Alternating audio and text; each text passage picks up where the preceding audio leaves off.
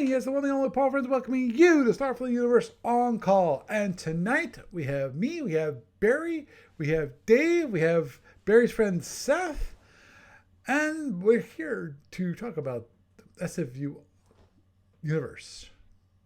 And so Barry, how you doing? Okay. So I guess you had said that we were going to be discussing the Federal Republic of Aurora tonight. That is correct. And they do not have a tournament cruiser. I went into... Yes. There's no big surprise there. Yeah. Right. Well, it's a small empire. Right. So I looked, with a limited number of ships. So I looked in the SSD book, and I think the most fitting ship to use would be their battle cruiser. Okay. For a tournament cruiser, I can't think of anything else. The Dreadnought's too big, and their armored cruiser's too small. Okay, what is it? And Pocket Battle Station? That doesn't move, does it? Tournaments. No, it doesn't move. Darn. Looks about the right number. Okay. Yeah, the battle cruiser looks like it's just a beefed up Federation old light cruiser. Yep. Well, actually, okay. It's considered a light cruiser for the modern age, but for the middle years, it was considered a heavy cruiser. Yeah. Okay. So the Federation probably had some older heavy cruisers around. Right. Well, and Aurora had one. Right. That's one of the ones that got moved into Aurora. Yes. Seth, just to give you a background on the Aurorans, it was a Federation colony world, and the whole star system got transferred through a wormhole or something like that to halfway across the galaxy to the Omega Quadrant. So they got one star system, and it's like, oh crap, now what do we do? Well, we better build ships for a navy to defend ourselves, because there's a lot of other empires around us that we've never heard of, and they might be hostile. So it's like, well, what ships do we have available that got stuck through the wormhole with the whole star system? And it's like, okay, well, we can take those and upgrade them and do whatever we can, because our resources are limited. So it's a kind of a weird empire. And they also borrowed technology from all the surrounding empires around them.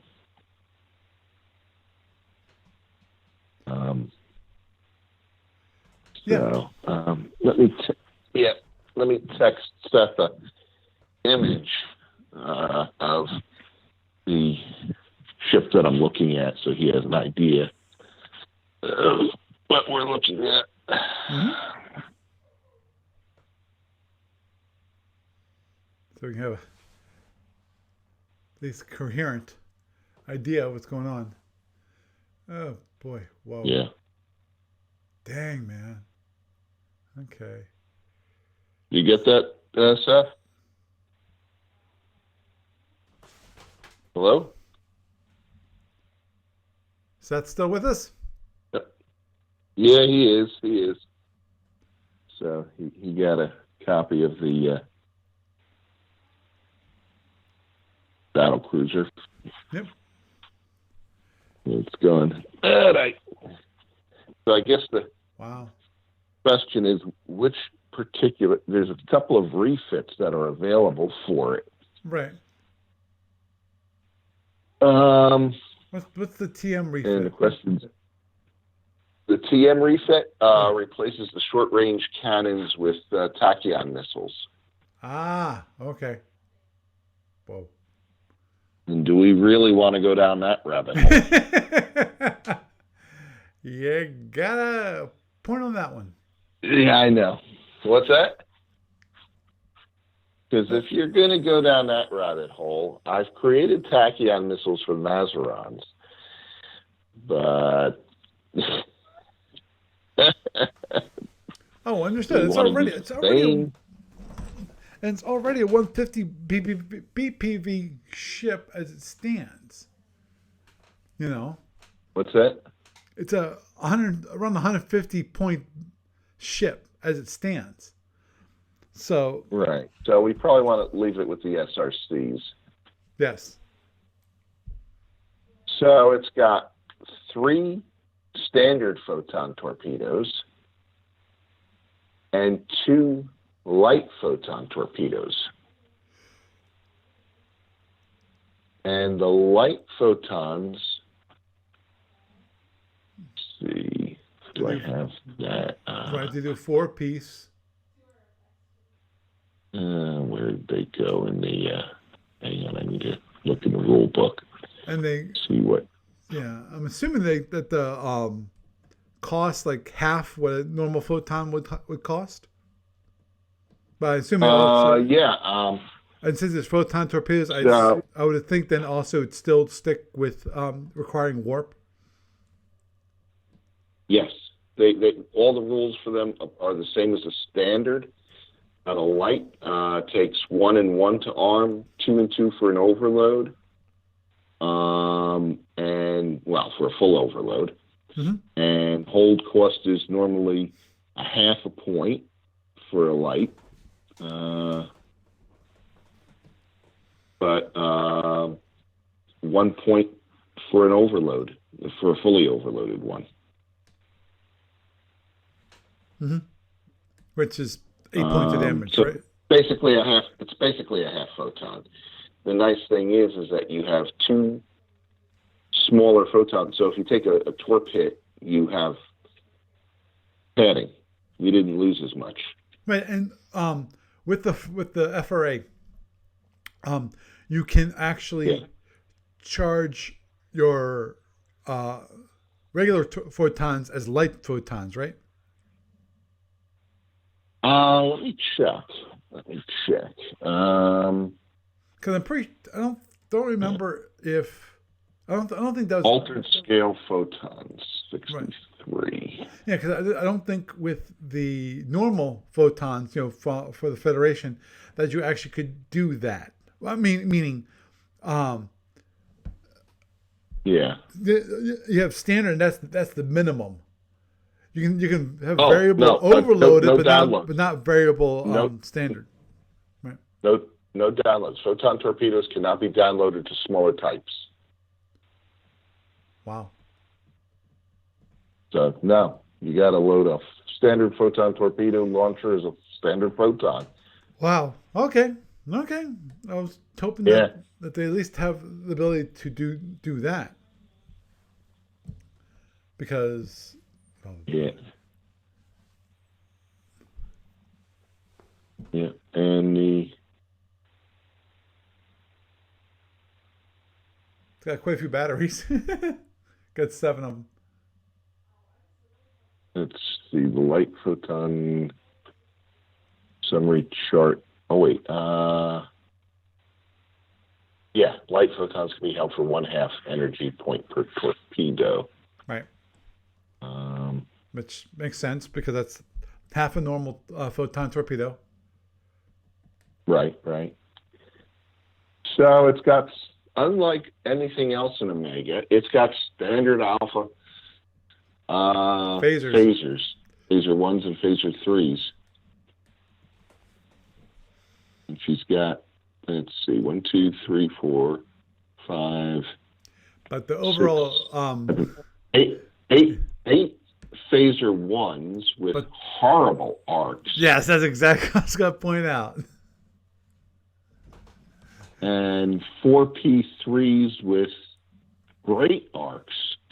4P. So lots of phaser padding. Oh, there's. What's that? Okay. 360 degree arc phasers, yeah.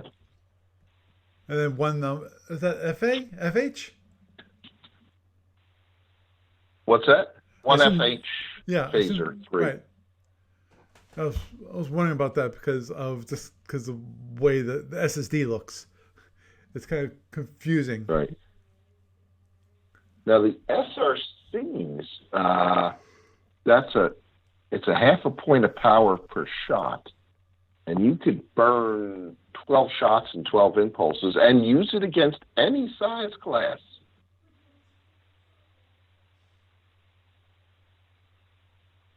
Wow. When you're up close, that can do quite a bit of damage. Meaning like If range you 1. hit, if you hit, Yeah. I would. Ooh, jeez. Yeah. Dang it, man. Yeah. Well, it's the same hit numbers as an ADD. And it fires just like an ADD, once per impulse. Unlike an ADD, it takes a half a point of power per shot, but Right. it can fire against things other than drones or shuttles. Right.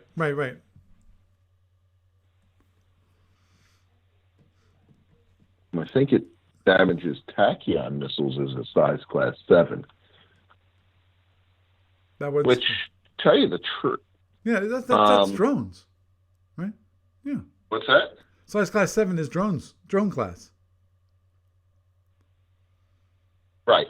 But it doesn't, I mean, I'm not sure what the advantage is over an ADD because they said in the rules that it was designed for use against tachyon missiles, which, okay, that makes sense, why you would want that. But ADDs damage tachyon missiles like shuttles, which is what, 1d6 of damage? Mm-hmm. But at the same time, the one thing about the SRCs is that you don't run out. As long as you have power, you can fire. No, they have ammo, just like an ADD. Huh? Oh, okay, I see it. Yeah. That's weird.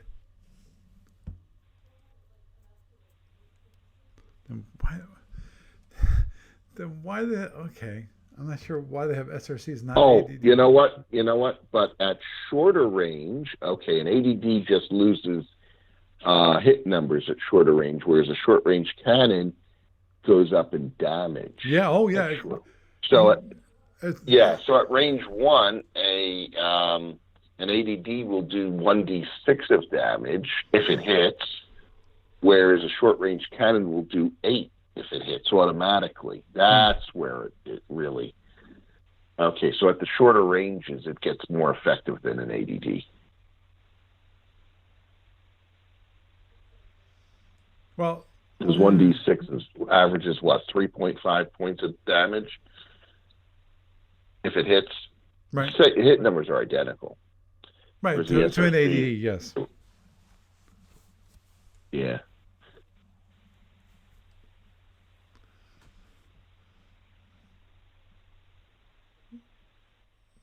And it damages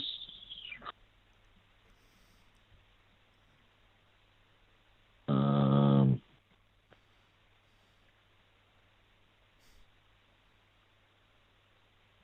it has a firing arc, which ADDs do not.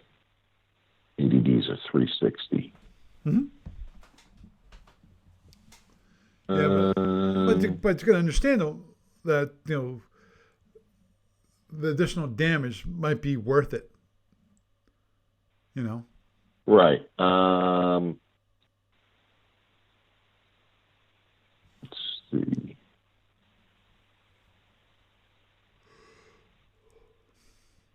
And you have to expend the half point of energy at time of firing.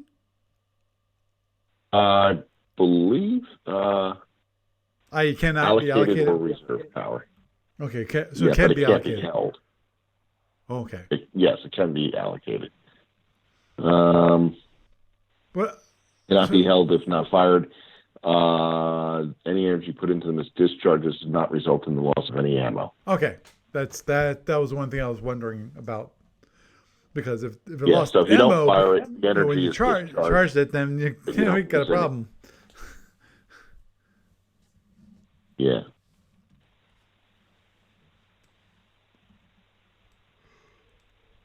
Yeah, rate of fire can fire at most once per impulse. Fire as many times per turn as the player chooses, subject to power availability and ammo limits.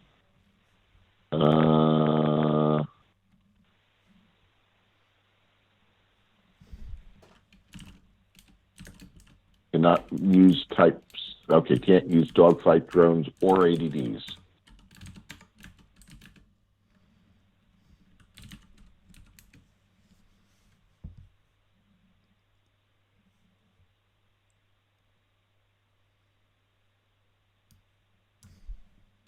And I'm assuming that, now Tachyon missiles are rule OG. No, it's OF.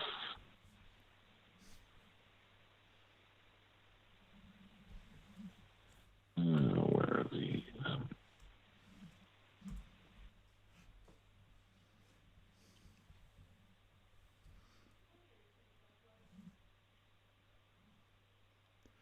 Yeah, but I would think that definitely the ship would need the AWR refit.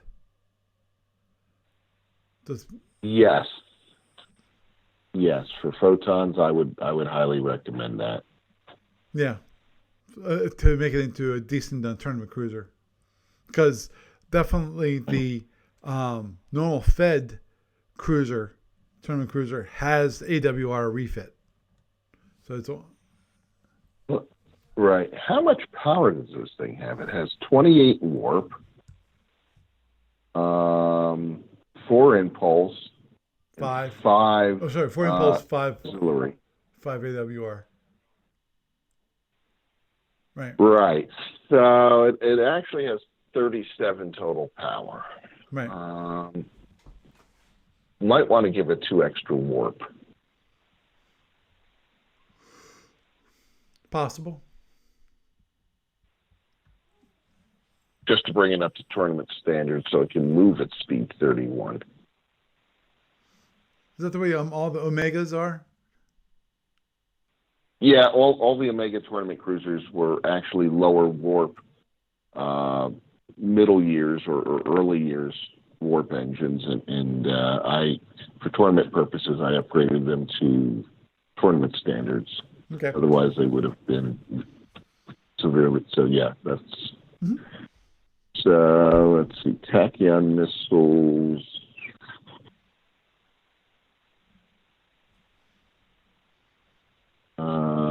Damaged by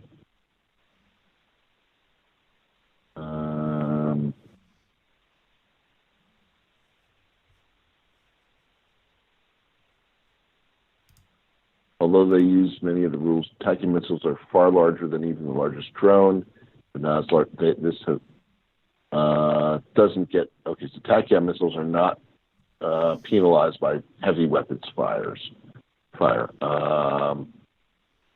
They're treated as shuttles when hit by anti-drones.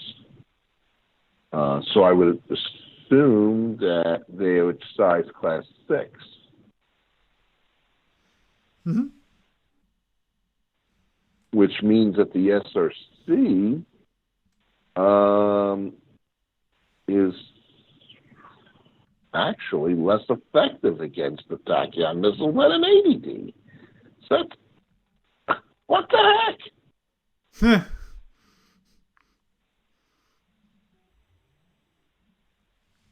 Agreed. That's goofy. Unless you can see anything else that would suggest otherwise.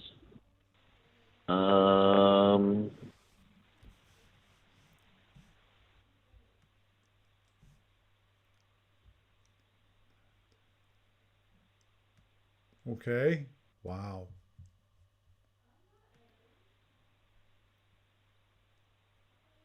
Yeah, so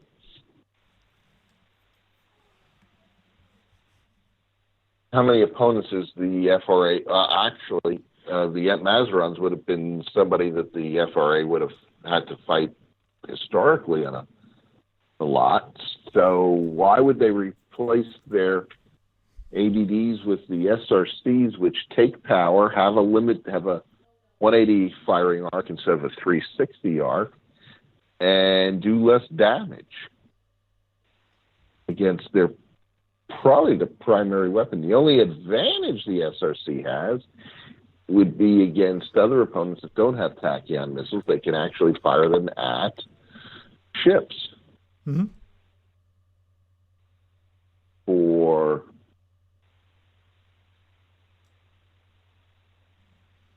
basically 1-to-1. So it's like an opportunity. Oh, there's a down shield facing me.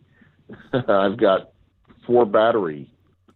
And just start pumping energy through that thing, and well, maybe I'll take a hit here and a hit there. It's a great Misa weapon. Mm-hmm. Agreed. But it makes... It's probably the ultimate Misa weapon, but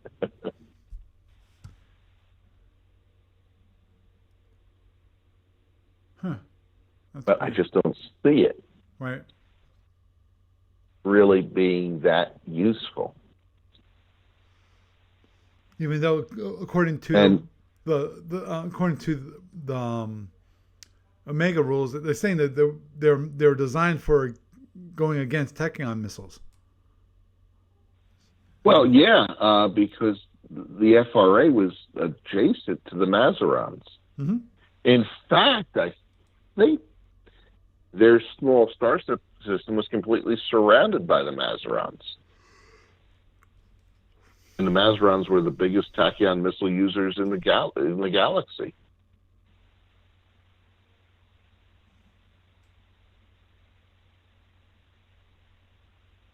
Mm. So, yeah, they would want to have something that would be effective against tachyon missiles, but I'm just not seeing the SRC being it.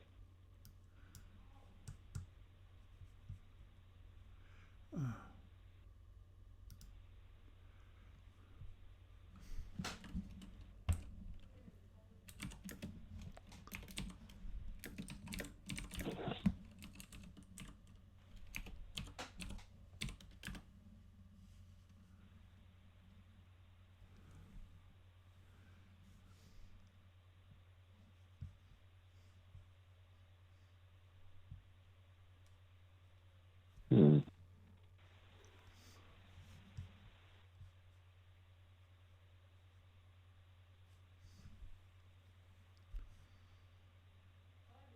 Yeah. Well, so Now, interestingly enough, a dogfight drone. What's a Type 9 drone? I know what a Type 6 is, but I don't know what a 9 is. me neither. But OFD 1.331 says a Type 6 or a Type 9 drone targeted on a missile does 8 points of damage to it. I've never heard of a Type 9 drone. Me neither. Wow. Where did that come from?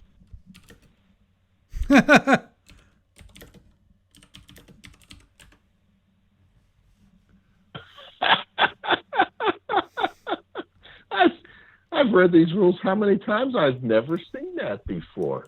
Mm-hmm.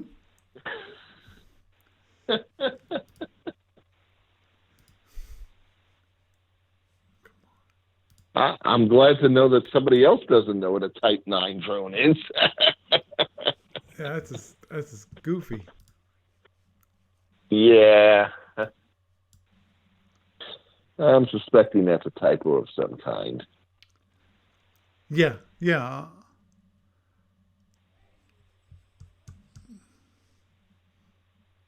Maybe Type 6 or an ADD target on a missile does 8 points of damage to it. That might make more sense. Agreed. So let's say that rule meant an ADD.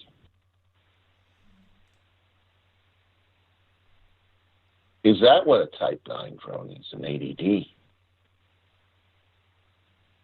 No, and an ad round is an ad round. It's not a drone. I know. Maybe, but that would make sense. If he says that a ADD does 8 points of damage to it, then all of a sudden the SRC makes a lot of sense. Mm-hmm.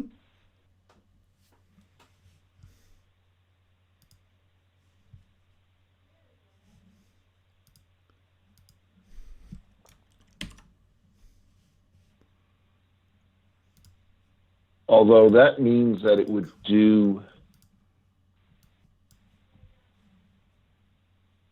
Here's the thing that bothers me: that an SRC would do less damage to a regular drone Mm-hmm. than a tachyon missile.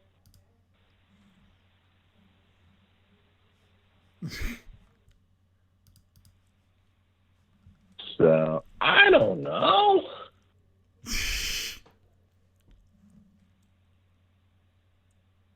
Yeah.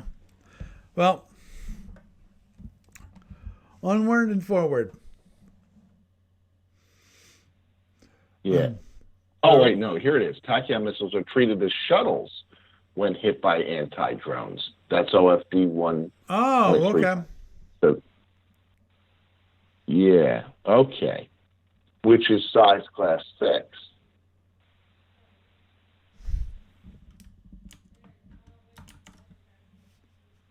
So, okay, are treated as shuttles. Oh, wait.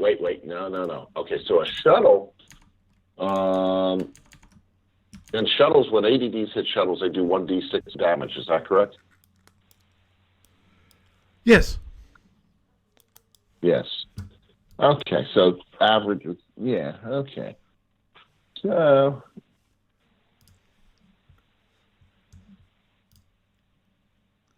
There it is.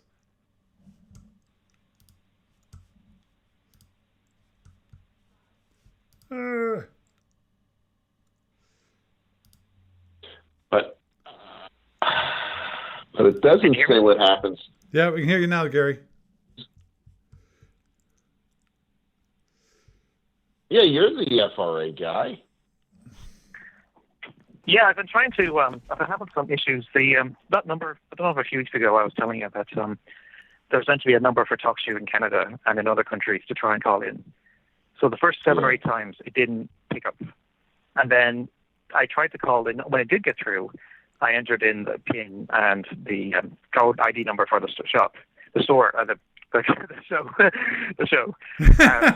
They basically had me muted, but I was trying to do *2 to try and get your attention, but there was no response. And so I signed out. I hung up and called in again, and then I just tried logging on the computer, and it seems that this last time, I guess you've seen me now. So, well, you're not the only one who is having trouble logging in tonight. Okay. But, yeah, I don't know. I heard a little bit about you talking about the FRA battlecruiser, but I don't know if you had a chance to go over them as an empire in more detail as well, or if you were just looking at it from a tournament perspective. We're looking at it from a tournament cruiser's perspective. But we were having some questions about the short-range cannon versus tachyon missiles. Yeah, I'm pretty sure that the TMs are still size class 7. They just they only count as a shuttle for that specific interaction with ADDs, which motivated the FRA to develop a short-range cannon so they could shoot down TMs more effectively. But okay, so if it is size class 7, then yes, it would be slightly more effective against a tachyon missile at range 3, which is where you really want to fire, I guess. Well, I guess it doesn't matter. At range 2, the hit number goes down, but the damage goes up. Yeah, it goes up a to lot. 6. And at range, right. So basically, but if you've got a tachyon missile coming in and you got 12 rounds of ammo, you're probably going to just fire every impulse till you take the damn thing down. So you start firing at range 3. Well, one thing to bear in mind is that for the early generation of FRA ships, the only ones that had the short-range cannon were their escort ships. And also, I should note that for anyone who was in the directs, limited Aegis didn't come available until Y194. So, and there's no sign of full Aegis on Omega either. So, but a few years after Lyran ship shows up in the Y170s, those short-range cannons get replaced with ESGs.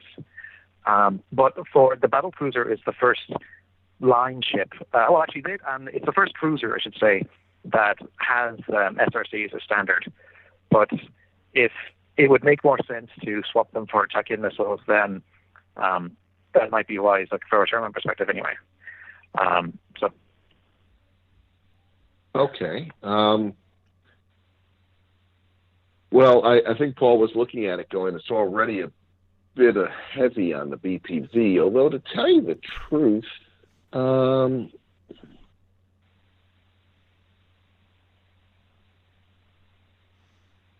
let's see. It probably has to delete a tractor. It's got 4 transporters. Right. Oh, we're going to have to delete 2 batteries to bring her down to 5. Barry, that's one thing. Well, the other thing as well is... when it comes to tournament, I'd say first just try it out as it is and see how it goes and adjust accordingly. Other than obviously I know, upgrade on the warp. Yeah, but tournament standards are 5 batteries for a movement cost 1. Yeah. For all tournament cruisers. Yeah. But at the same time, the SRCs are useless without power. Correct. But the other thing as well is that, are you planning to leave the shields as they are or to boost them up? Yeah, that was one thing I also noticed. Boost them up, then. That the shields 2, are 4, 6, awful. 8, 10, 12, 14, 15, 30 on the front. 30 on the number 1. There's 24 on number 6 and 2, and there are 20s in the back. Yeah. I typically put standard tournament shields on most ships. And that's the thing I don't necessarily think is... I don't think it captures a lot of the character for some of the Omega ships. And also in this particular ship, because it's got armor, the shields are specifically, they're weaker. It's like with the Trojan. Usually their shields aren't that great, but they've got the battery and the armor to back them up, whatever. Right. So I don't know whether it would be... It might move it too much far away from the ship as it is now to up the shields. So that might explain why the batteries are different. But one other thing I wanted to mention is whether or not this ship, as well as the Zosmas or Velasco, should get use of any of their shuttle bombs. Because historically speaking, the FRA have... they've got a thing where basically it's like a half-size... Well, it starts off half-size, but the FRA eventually developed a third-size one, which is like a dedicated suicide shuttle. And the reason why you see the battlecruiser with spare shuttle boxes on either side is because they would usually put pairs or triplets of shuttle bombs in those. Now, the Velasco, they purchased their shuttle bombs directly from the FRA, so they would get the same miniaturization technology about a year or 2 after the FRA do. Mm-hmm. But the Zosmans, they stole the technology, so they can put 2 shuttle bombs into a single shuttle box, but they can't do the 3 per box that the FRA and Velasco do later on. So I was just curious as to whether or not it'd be as well to ignore the shuttle bomb entirely for the purposes of a tournament or find some way to introduce them.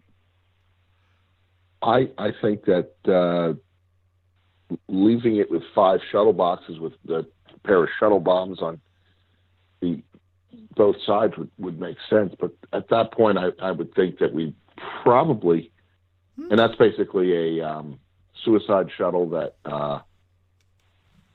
and you can only, correct me if I'm wrong, you can only load 1 shuttle bomb per box at a time. I think it was always, the minimum was 2 shuttle bombs per box. There's rules in here. Right. But only one how many can you arm in a single box at the same time? Oh, that, yeah, sorry. I'm just actually, because I've got the PDF of the Omega Master rulebook up, so I'm trying to skip ahead to the shuttle bomb bit. But, no, I'm doing the same thing. But I guess the handy thing as well is that if you're using the shuttle bombs with the Zosmos, you won't have to worry about the stealth field because, of course, any shuttle that's set to suicide can't stealth, which would be a bit awkward, I guess. So let me see now. Warhead. Suicide shuttle bomb requires. Oh yeah, and they require only 2 turns to arm rather than 3 turns.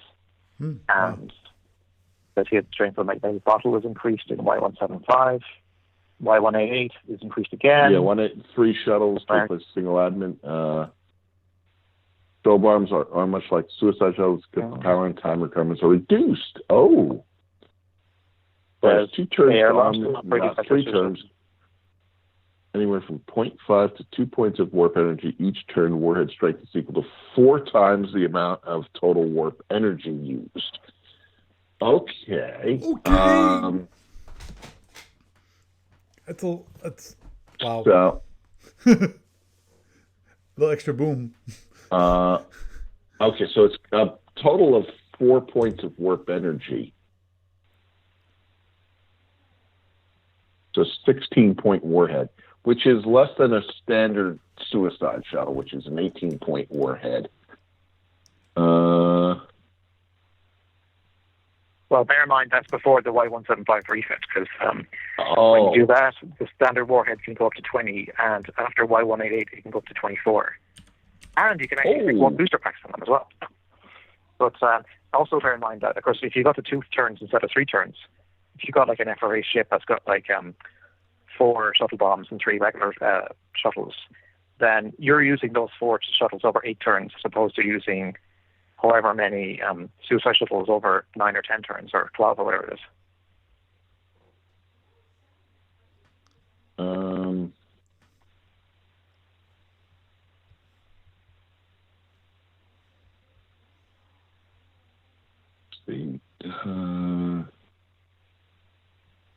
It does also say that each shuttle bomb counts as a single special shuttle for purposes of weapons arm status. So weapons status 3, ship can have at most 2 of them armed and held at the start of the scenario. Right. Right. And does it say?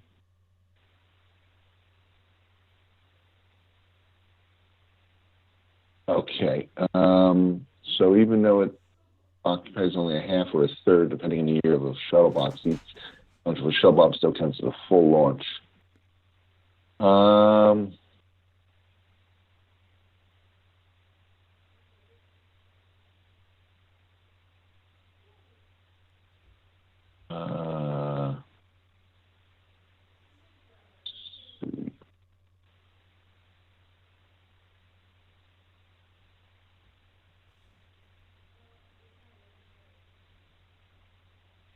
Well, one other thing I wanted to mention as well while we're looking at that is for the purposes of Federation Commander, I tried to account for things like tackling missiles and short-range cannons and so forth. But one thing I did was I basically defaulted all of the ship-based PM racks down to type A's, the ones that have 3 missiles instead of 5. So in principle, you want to if use there was ever... Tachyon? Why would you use A racks rather than B racks? Well, the A racks are the most common ones, and FC generally it's wary of introducing larger size racks. So what I was basically thinking is that, like for example, like an FRA battlecruiser and FC, if it had the Tachyon missiles, it would probably only have the A racks. So it would actually not cost any more than the regular BC, because if you look at the cost chart for the different TMs, the TMA costs the same amount as the short-range cannon, but the TMB costs 2 additional points, or 1 additional point rather. Yeah, so that's why the TM reset is +4 in Starfleet battles. But in principle, if that was an issue either in the tournament for SFB or in Federation Commander, you could lower those racks down to A racks and fly the ship that way.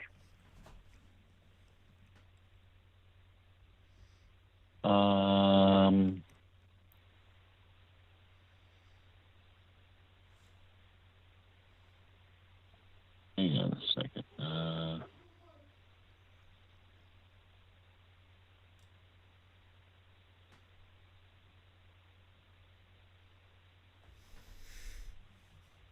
Sorry, I'm just looking at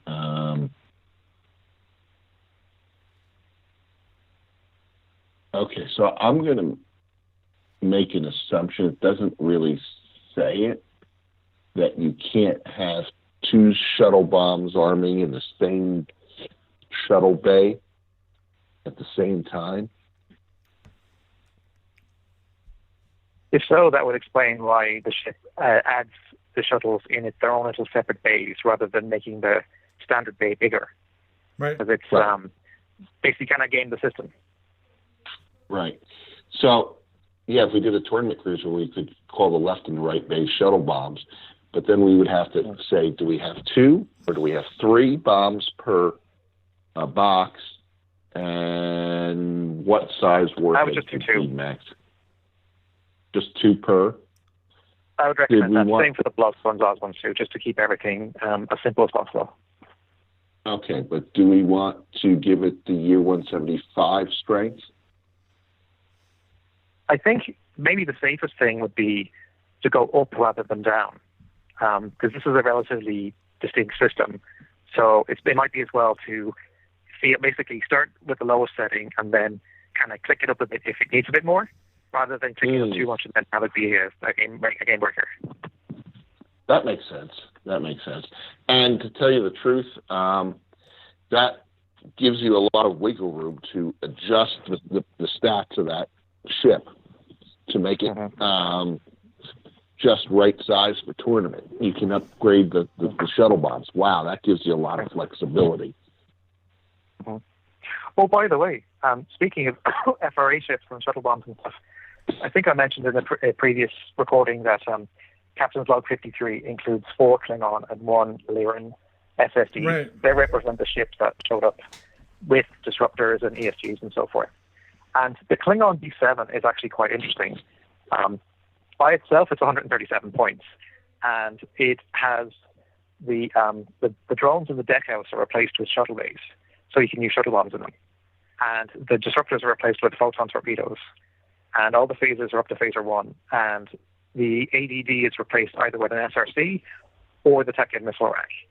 So, Right. in principle, if you could do like a variant FRA ship that was based on the D7, if somebody wants to Right. have an excuse to fly a Klingon ship with photons. Agreed. Which, sorry, I should have scanned those in. That would be interesting. So that would be just like the Romulans, which have 3 tournament cruisers. How come the Feds only have 1 and the Roms have 3? Nobody knows. well, at the same time, the I would Feds, say that the Fed should have. The Tholians that bit race, that tiny little bit race. They have 2 tournament cruisers. The Romulans, not necessarily a major power, have 3. The Klingons, the Feds, only have 1 each. It's like, huh? At the same time, when it comes to the Romulans, they had 3 different kinds of ships. They had the KRs, which are from the Klingons. That. You've got the new ones, which were totally redesigned, which is represented by the Firehawk, and then you have the old Romulan ships, which is represented by the King Eagle. By the King Eagle, right. But what you could do is, for the Feds, you could use the old heavy cruiser. That's kind of like a half step from an FRA into the stuff anyway.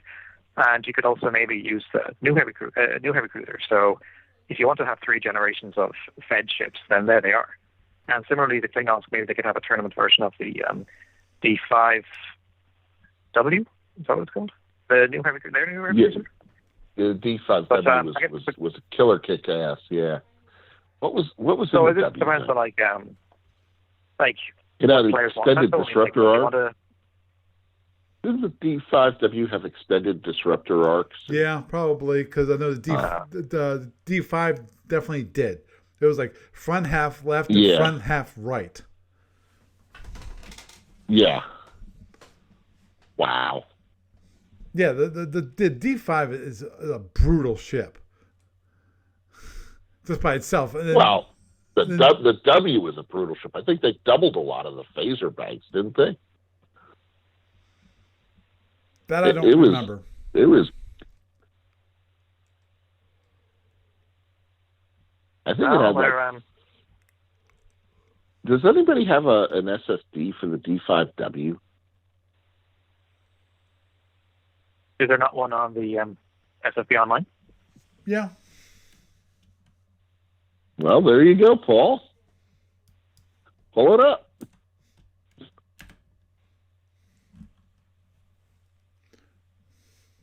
Thought it had like 4 phaser 1s in the nose, just going by memory.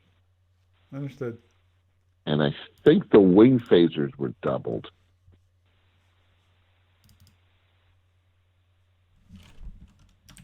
I haven't looked at that ship in like 15, 20 years. Okay. Now, the Klingons.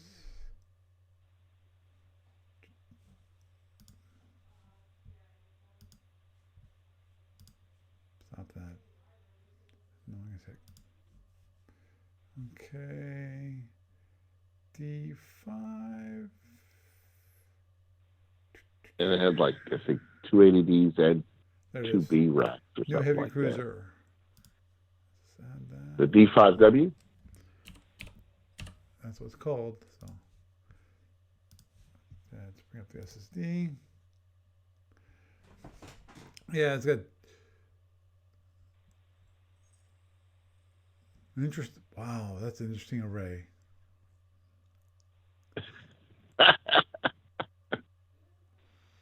But you got two, front extended phaser ones. You got one wing phaser one, and two wing phaser ones, and then you have.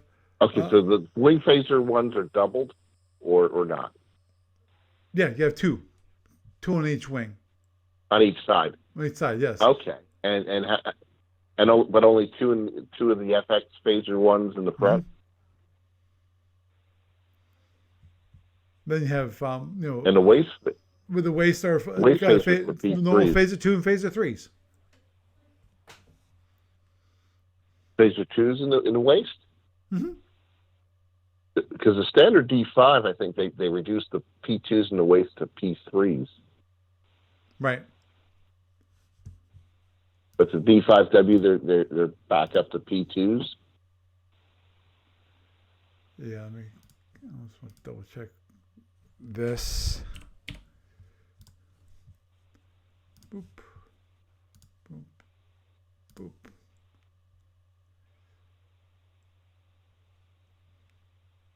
Yeah, on the standard D5, they're phaser 3s. Yeah. And then they're phaser 2s in the wings too. In the W variant.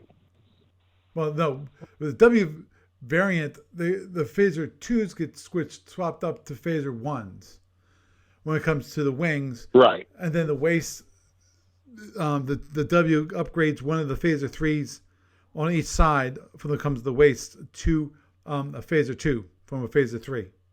Oh, just one each in the waist was upgraded to 2s. Mm-hmm. And was it 2B racks and 280Ds? Right. Yeah. What's the BTV on that one? Off the top of my head, I do not know, and I don't have my books with me. Ah. Let me just check it. I'm not sure if it's part of the info or not.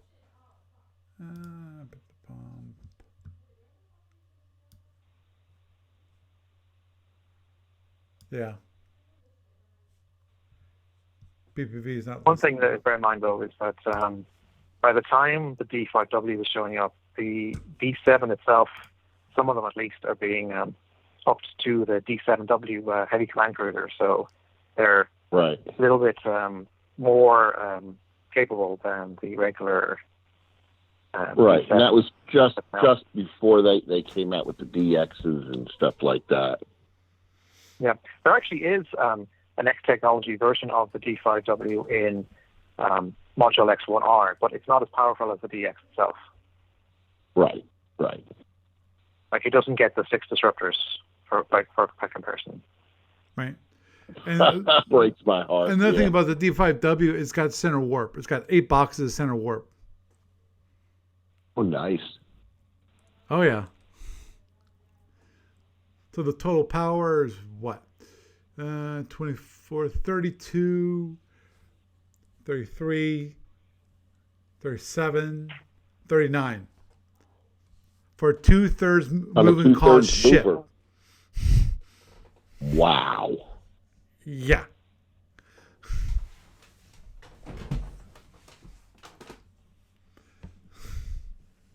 That's a hot rod. No kidding. Yeah. Talk about the Captain, we're going too fast. Arm the disruptors. That'll slow us down. Not enough.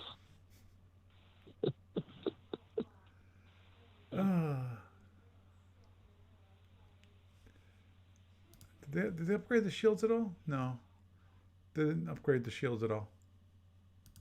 We don't need those stinking shields.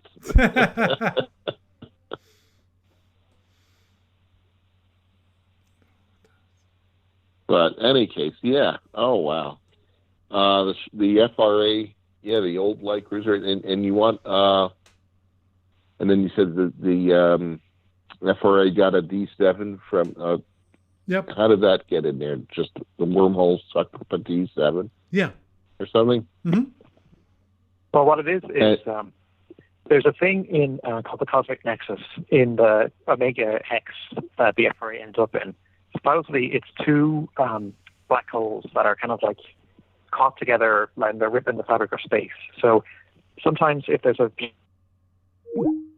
Uh-oh. Lost. We lost. Oh, nope. Lost me. They actually dismantled it. So they use the boom, a modified version of the boom, together with the engines. And then they took a stretched version of the secondary hull of the police cutter or a federal frigate to create their destroyer. So if you ever look at the SSD for the FRA destroyer, it's kind of like a Frankenship, whatever. But it's actually quite effective, though. And then when the Lyran ship showed up, that ship was modified to FRA technology. It's in Captain's Log 53 as well. And the ESGs were reverse engineered so that they could use them on escorts only. So you won't be sticking ESGs on the battle cruisers, really. But if you are in a historical squadron or fleet battle and you're trying to go up against an enemy carrier or soldier ship or something like that, then they come in quite handy then.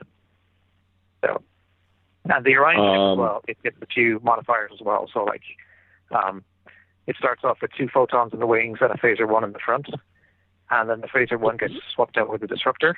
So, what are the tactical? Yeah, what are the tactical implications of using an ESG against a soldier? Well, I guess it's just handy to try to. I mean, once the black shard is locked onto your ship, it's too late. But I guess just to try to damage the shards before they get close, I suppose. Because the soldier have a strong casual carrier, because they've got all those vampire shards that they want to try to, lock onto you with. So, yeah, and yeah, I actually think the FRA is pretty interesting because you don't have to be just cooped up in your own little hex either. Because later in the timeline, they sign a treaty where they're helping to patrol Misron space in exchange for protection by the Misrons. So that's the reason why they built this destroyer in the first place, because they found that the cruisers were too valuable to stay on patrol and the frigates were too small.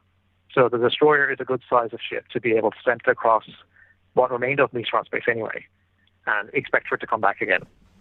So, and even actually in the 7th cycle, like after the Andromeda and Soldier are gone, the FRA actually comes to the point where they actually join the Alliance, but they have a special deal where they get to keep building their own ships, and they have complete autonomy. So it's kind of almost like the Orion deal in the Federation. The FRA gets a deal where it's basically kind of like, it's still in the Alliance, but it's like a step apart. Right. So. Interesting. But yeah, like when it comes to interesting toys, then you should see their Dreadnought, because it's on the prow of it. It's got 4 standard torpedoes and 2 heavy torpedoes. I saw that. Yeah, the heavy photons. So if you feel like punching a hole inside a Andromedan Dominator, then that might help you. Well, the heavy photons. What don't you like about the heavy photons? That's what's that? What don't you like about the heavy Well, photons? They're 50% more powerful than a standard photon. But the problem with the heavy photon is it's less damage soak. In other words, if I take a torpedo hit and I lose a heavy photon, let's say I had 2 heavy photons do the same damage as 3 standards. The 3 standards, it takes 3 damage points to take them all out, whereas the 2 heavy photons, it only takes 2 damage points to take them all out. Of course, by the time you're losing the heavy photons on a dreadnought, you've had a lot of other photons acted as padding. And plus, the dreadnought's got a lot of armor and shields to get through to that before to reach that point as well. So, Yeah, dang. I'm looking at it now. It's like beast of a ship. Well, you just said a Dominator, and it, I don't think it'll take down one of those. Nope. It won't take it down, Dominator. I agree there. Even if the Dominator doesn't have its satellites. What's that? Intruder, yes. Dominator, no. Yeah, an Intruder, yeah. Yeah, it would take an Intruder, but not a Dominator. Well, or although an Intruder with its satellite ships might give it some trouble. Oh, agreed. Well, that's what the rest of the Auroran fleet's for. The Dreadnought's satellite ships, eh? But yeah, actually, the only thing is that even though the Dreadnought it's got 4 SRCs, which you could replace with 4 TNB racks, but it doesn't have double seeking weapon control. So you'd need a sister ship to assume control of one of the missiles to be able to get your full complement launched at a time. Especially since the Tachyon missiles take 2 channels per missile. Although you said 4 Tachyon missile launchers. That's right, 4. Yeah, but it can only launch 2 per turn. 3. Are there TMBs or TMCs or? Oh no, as in like each rack can still only launch. Each pair of racks can only launch 1 per turn. So, you're right. No, hang on, I'm getting confused now.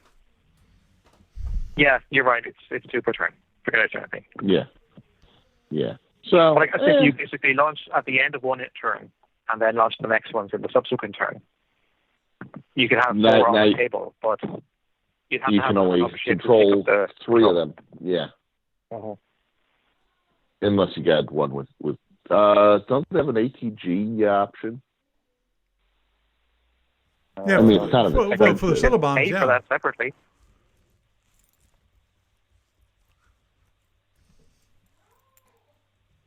Yeah, that would be a ship that would probably want to buy some ATG Tachyon missiles, or ATG modules for their Tachyon missiles.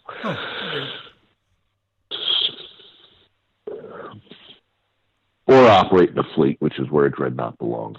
All right, agree. Just whole idea of a major capital ship flying around without supporting ships is just kind of nuts.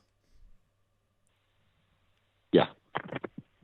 Unless you're like a crazy Uridani noble or something, and you're like, I'll take this battleship on myself.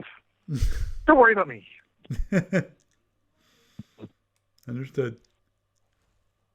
But yeah, actually, it would be nice to see a proper battleship module sometime, because we know what the Iridani battleship looks like. But and in theory, there's a Mistron battleship instead of Shadows, which is I think it was overcooked. I mean, Bruce Brown himself created it, so I don't know if I should say that, but I think it's like a bit overboard in terms of size. But I do think that it would be interesting to see, because I mean, some of the Empires, it would be pretty easy to do the battleship, like the Prober. You just stick 4 hulls together with like a supersized set of wings, and with the FRA, you could imagine the ship like a third as wide with 4 engines and maybe a couple more heavy photons or something. But some of the other ones could be interesting, like in terms of trying to work it out. Like, for example, the L'Oreal, maybe their battleship would only have a move cost of 1.75 rather than 2, because their dreadnoughts only move cost 1.25 anyway. Or the Hypers, their battleship might actually only have move cost 1.25. Like, it might be basically like a warfighter cruiser. So it would still be good for them, but it wouldn't necessarily be up on the same level as the other Empire's battleships. Right. Right. Well, I have an early morning wake up tomorrow. No problem. So. Yeah. Yeah. Well, Barry, then I'll let you go, and you have a good night. Okay. Good night. Okay. All right. Okay. Bye. Have a good night, Barry. Just to end this thing on even a happier note,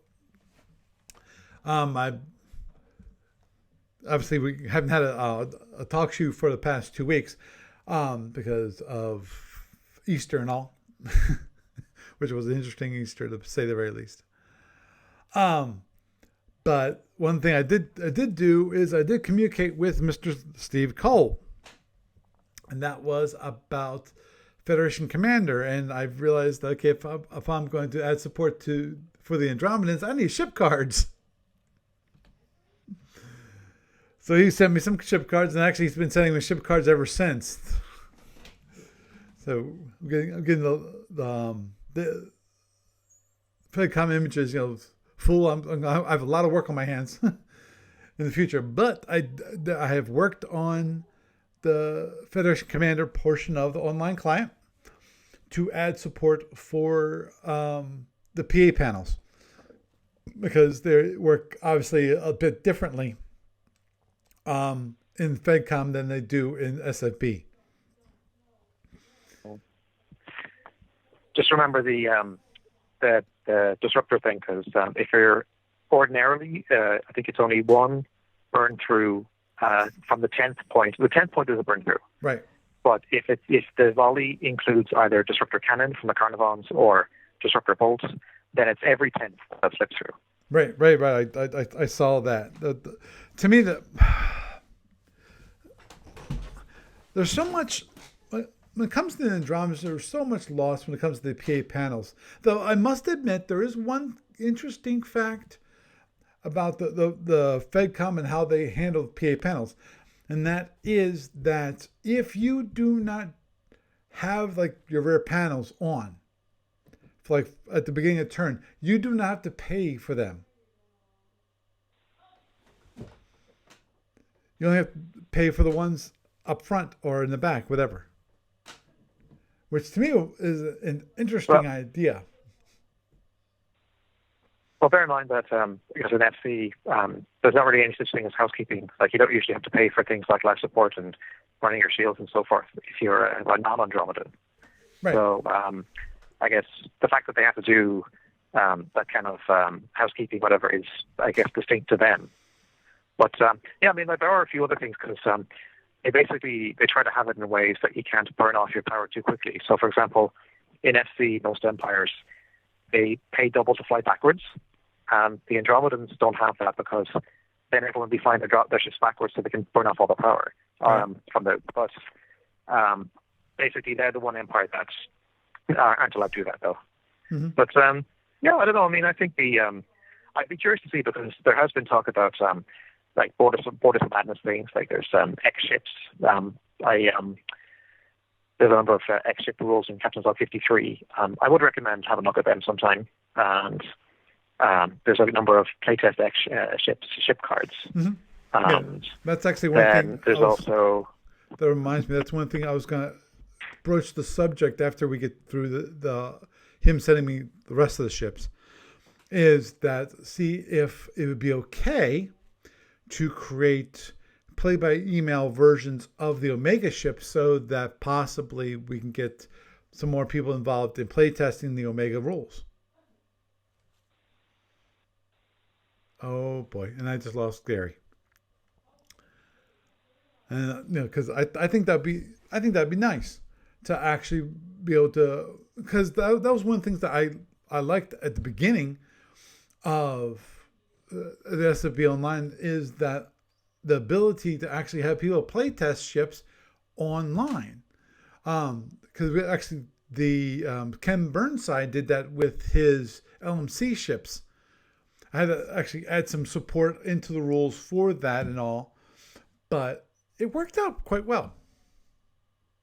Of course, there's one thing that I still remember playing, the one, it was like, well, it's not really double blind, then that's the tough part, is that I was facing an unknown opponent.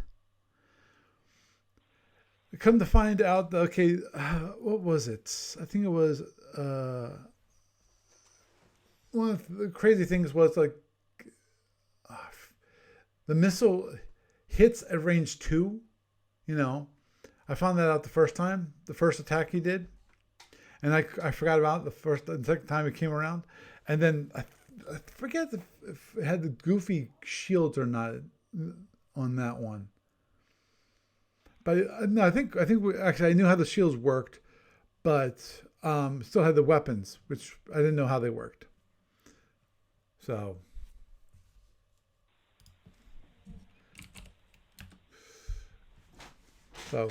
okay, with that, actually, I'm going to wrap this up. I just wanted to show off nice little Andromeda Conquistador here on the video so that people can see it and what it looks like in FedCom. And I'm hoping to add that.